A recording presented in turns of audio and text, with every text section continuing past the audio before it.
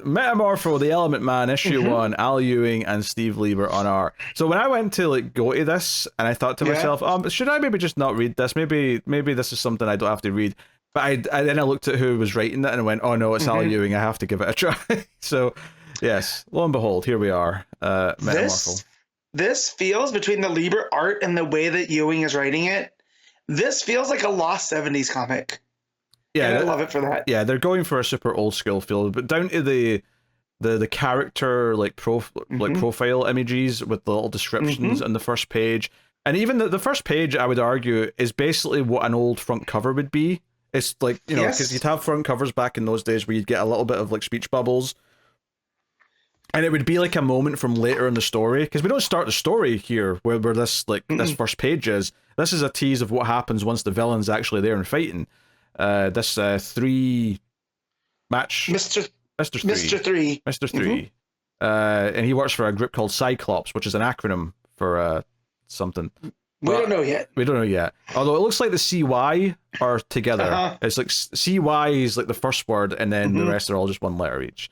Yes. I mean, I might have read that and went, wait, from the X-Men? Why is he wanting to terrorize Metamorpho? What's going on? Yeah.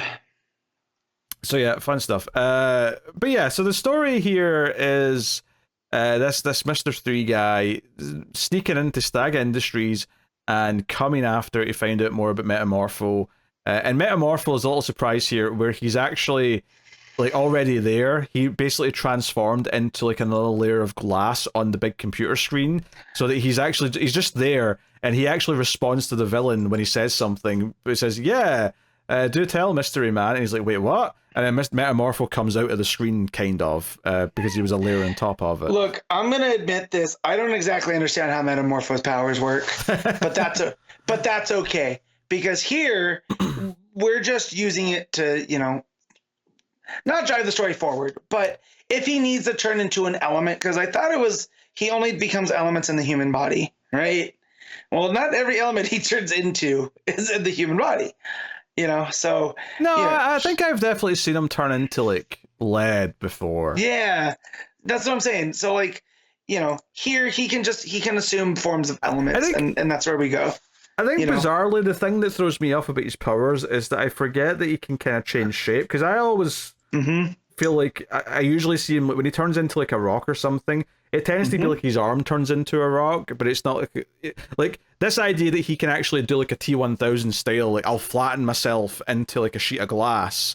Yes. That's something that I don't think of Metamorpho doing. I'm not saying that's wrong. I'm sure he's done it in the past, but it's definitely not something that I would have thought of immediately for him. But it was a fun moment, so I'm not complaining. And I will exactly. I'm not, and again, just because I don't understand it doesn't mean I can't enjoy it. Yeah. You know? So, but yeah, very, very, you know, kind of silly stuff here. And turns out that Mr. 3 can emit that energy that turned Metamorpho into Metamorpho, and it inerts his powers. Yes, so he can't do anything. It's the Orb of Ra. It's basically the light from the Orb of Ra that we're talking about here. And so in walks Java, Stag, and Sapphire, and they're like, no, someone help him! Like, actually, probably the thing that threw me off most about this issue is that Simon Stagg seems to be kind of pro Metamorpho, at least in the small little moments that he has. He doesn't have a lot of dialogue in this issue, admittedly, but they send in Java to try and help him, and then Simon Stagg whips out his own Orb of Ra from a suitcase, looking very happy about it, might I say. And uses it to like break the cooling pipe for all the computery stuff in the building. So basically this liquid nitrogen style stuff comes out, and he sort of pours it all over Mr. 3 here, and he runs off. So yeah, anyway. This book's gonna make me like Java as well, because he is he mutters to himself all for everything, that like nobody loves Java. You know, sure, let the Neanderthal get it. And they're so mean to him, yet he still does what he needs to do. Yeah. Because he has this undying love for Sapphire. It's so funny. He also at one point like sort of mutters to himself that my people started fire. Like, Well, he says, yeah, he says, when I discovered fire, you didn't hear me asking for congratulations. It's just like, oh my God. Or that he says a lot of the stuff that decorates Stag's office was, from Java's culture. And he goes, yeah, the culture that I am thawed. You're lucky to be here because of me. You're just like, man, Stag's I think the thing that sticks out to me about this is it was such a nice change of tone and pace from everything else I was reading, because it's so light but not in a. This didn't feel fluffy to me. This felt like we were actually sort of building the characters here, especially when when the character profiles were on the first page, they kind of comically didn't actually explain who any of them were. No. And so I saw the name Urania and went, who the hell is this? So later on in the issue, when she shows up, and it's basically a Lady Metamorpho, right? It's Element Gal, as she calls herself. And she's super into Metamorpho. She wants him. She's flirting. She's going for it. And when he mentions no, I'm a one-woman element man, and she's like, oh, you mean that Sapphire Stag?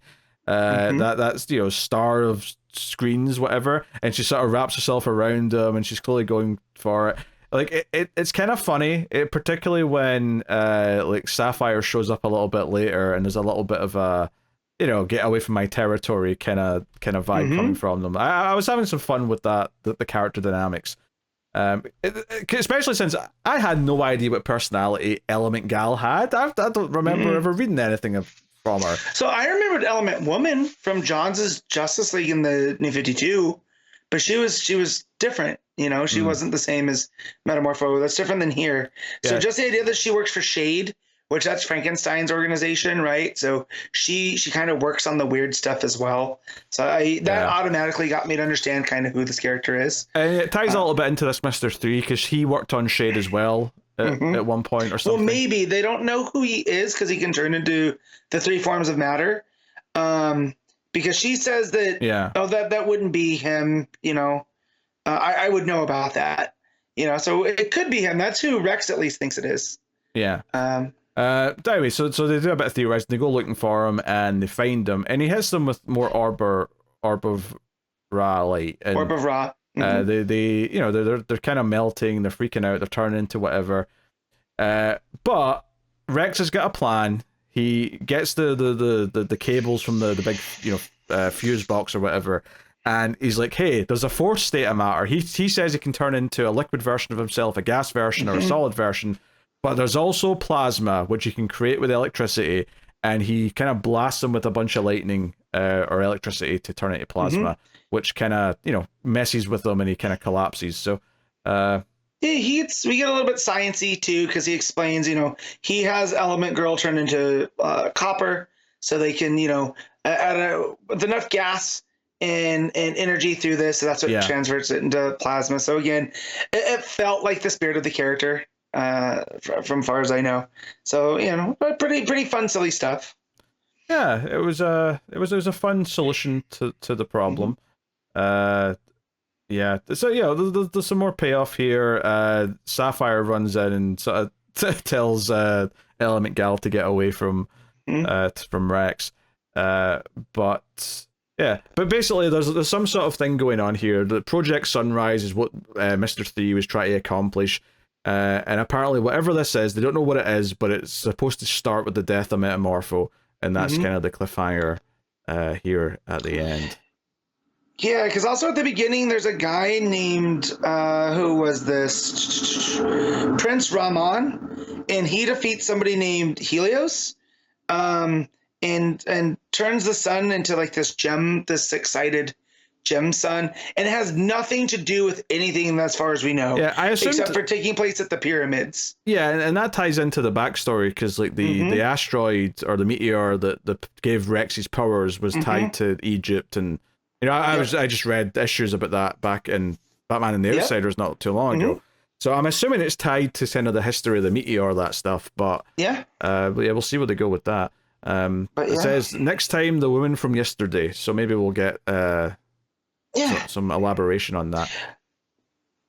But that's just a fun read, though. It was very kind of old school and pulpy. Rex is a fairly fun character when he's written well, and I think having Java basically be Ray's brother from Everybody Loves Raymond, being miserable that everyone loves Rex, is quite funny. It's my favorite thing. I love it. So funny. So yeah, I mean, I wouldn't say like the actual plot with like, oh, who's Mr. 3 working for and what they're up to is that interesting yet, but No. That's not the part that was making it fun for me to read. But just the idea that he's working with some group called Cyclops, and there's this Prince Rahman, and it seems like, we're just gonna do kind of this old style comic book storytelling where we're just gonna kind of drop you into the middle of things, and have you figure it out as you go. And again, I trust Al Ewing in that. I will say that the art from Lieber was a little bit dialed back from what I remember in the Jimmy Olsen book, but maybe we'll get a little bit more silly as it goes. But just all of his expressions from Java to Rex to Sapphire, everything really hits. I was just expecting a bit more silly, but it still works. Yeah, I mean, I think it's going for an old school vibe, and I think art back in the day was a little more, like, even if the storylines were more silly, the art tended to be a bit more subdued. And I think maybe that's the vibe they're going for. Maybe they'll do more wacky stuff as it gets going, but I think the art's really solid, though, and it adds to the vibe they're going for the book. What are you giving Metamorpho, the Element Man issue 1? I'm gonna give this 7.5. Yeah, I think it's like a solid 7 right now, and I'm down to read more of it. I think it's a fun change of pace, and the fact that I'm wanting to read more, despite how busy it is with books right now, is a sign that I'm into it.